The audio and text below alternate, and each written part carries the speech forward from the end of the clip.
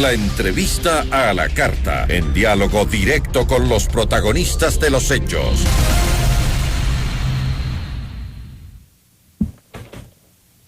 Nos acompaña a esta hora Esteban Santos, analista internacional. ¿Cómo está? Muy buenas tardes, doctor. Gracias por estar con nosotros.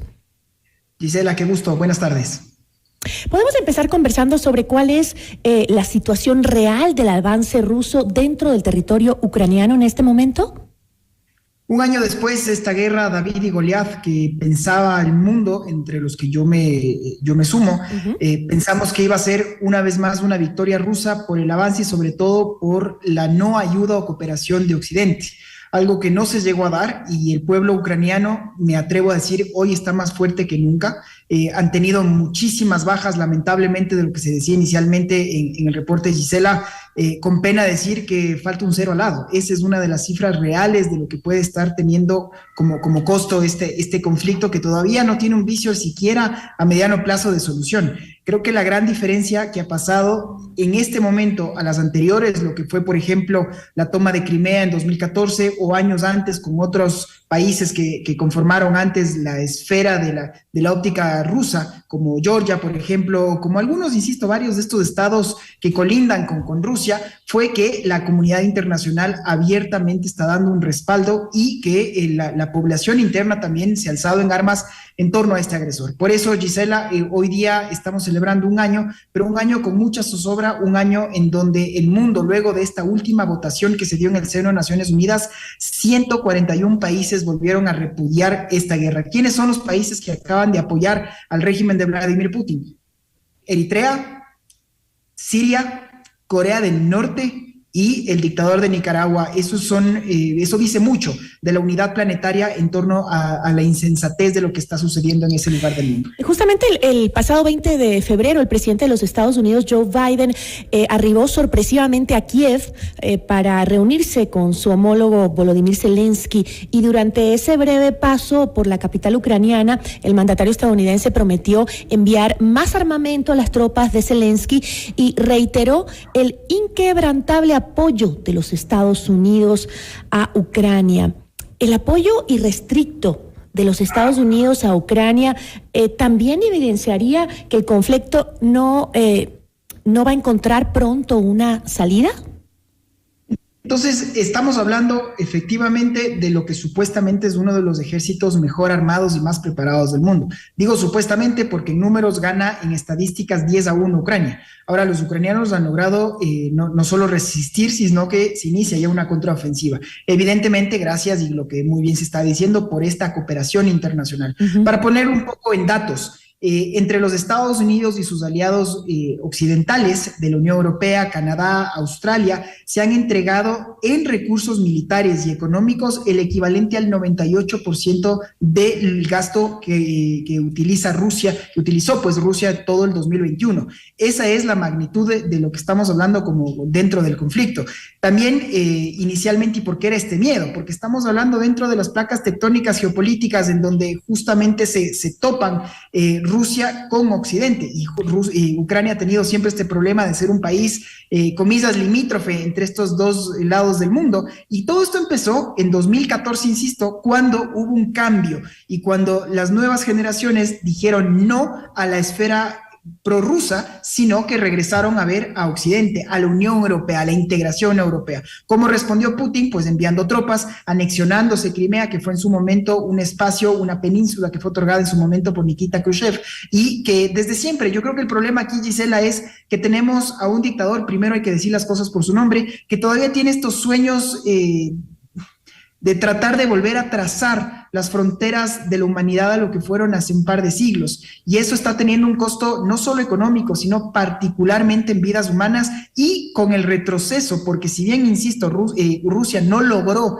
quebrar a Ucrania, sí acaba de lograr quebrando la propia institucionalidad rusa, y eso creo que va a ser la factura más grande que va a tener las nuevas generaciones que pagar. Y en todo este tiempo que ha pasado desde la invasión rusa, es decir, un año que ha pasado desde que se inició este conflicto, ¿cómo se han movido los aliados de Ucrania y de Rusia? ¿Han cambiado? ¿Se han mantenido? ¿Cómo ha sido durante este año ese movimiento de aliados? Es interesante ver cómo abiertamente toda la Unión Europea ha apoyado al bloque conformado por los países que...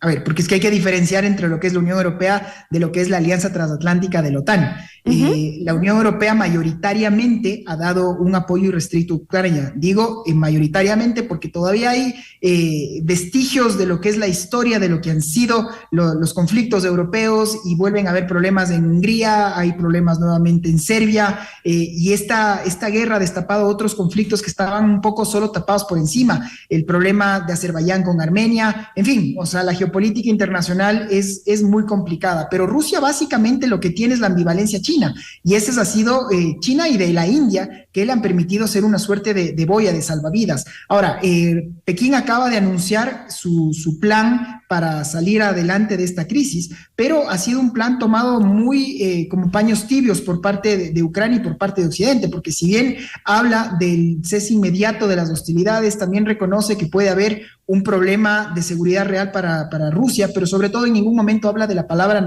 invasión o guerra.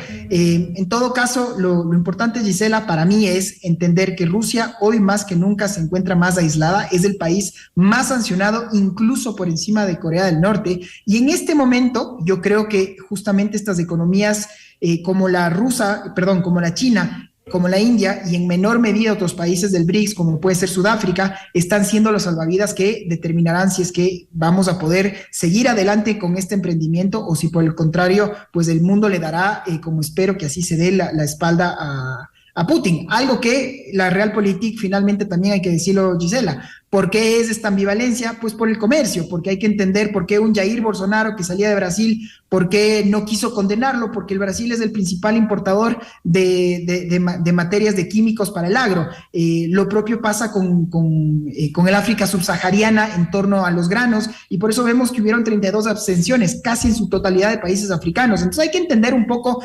de dónde viene esto. Y Serbia, por último, acabo con esto, porque Serbia fue la última nación europea que recibió un bombardeo de la OTAN cuando se acabó la guerra de los Balcanes, y todavía el tema de Kosovo está muy latente, y por lo tanto, insisto, esto todavía levanta muchas ampollas al interior del suelo europeo.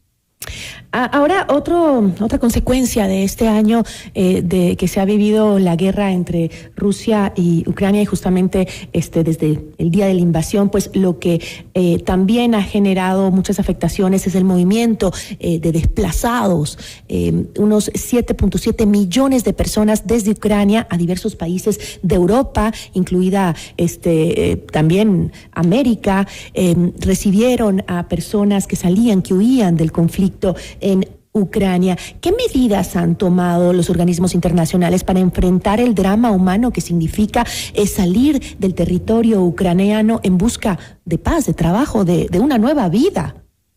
Y todo esto, Gisela, dentro de un contexto pospandémico, de una recesión internacional, de acuerdo a datos de UNICEF, cada minuto, es un dato para mí absolutamente dantesco, cada minuto un niño pasa a ser un refugiado fruto de esta inhumana guerra. Y esto en el siglo XXI, uno diría, es absolutamente impensable e inaceptable.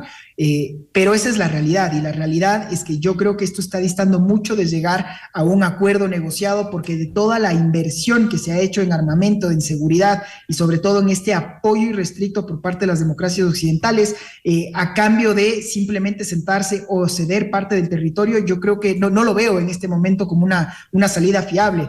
Así es que tenemos un dictador que cada vez está más acorralado y que no tiene ningún problema en que el costo en vidas humanas sea cada vez más elevado. Ya se habló de una movilización de más de 300,000 hombres, la mayor que se ha dado después de la Segunda Guerra Mundial. Se estima igualmente en que han salido más de 4 millones de rusos de sus fronteras, y esto solo sigue incrementando. Entonces la sangría de cerebros, los problemas a largo plazo que se están dando son incalculables. Rusia ya empezó a ser un país que regresaba a ver y que se integraba con el bloque europeo. Las visas, los intercambios estudiantiles. Yo me atrevo a decir, Gisela, tuve la oportunidad de compartir justo eso eso es en mis años de estudiante, en mi caso en España, y yo veía la integración europea. Todo ese trabajo creo que se vino abajo, y eso es algo extremadamente lamentable, insisto, que van a ser varias generaciones las que tengan que pagar los platos rotos de esta simple, sin más, inhumana ambición desmesurada de un hombre que se pensó zar y que creyó que podía redibujar las fronteras y que lo estaba haciendo hasta ahora, porque 20 años después este ex agente de la KGB vio en un comediante que no tenía nada que ver con política, un outsider, dijo esto iba a ser muy fácil, entonces esto va a ser como en el 2014, cuestión de 2 semanas, hacemos una inversión a gran escala y nada más lejos de la realidad. Entonces cada vez más acorralado, hoy estamos celebrando que sí, el mundo está más unido en esto, pero poco que celebrar cuando todavía hay vidas humanas que están perdiéndose mientras seguimos conversando. Sí, luego de tanta sangre derramada, todavía nada se soluciona, porque el conflicto continúa y como usted pues nos dice, esto va a seguir por algún tiempo. Es las cosas absurdas de la guerra, ¿no? Yo le agradezco muchísimo por habernos acompañado. Gisela, siempre un placer. Una buena tarde y buen fin de semana. Esteban Santos, analista internacional.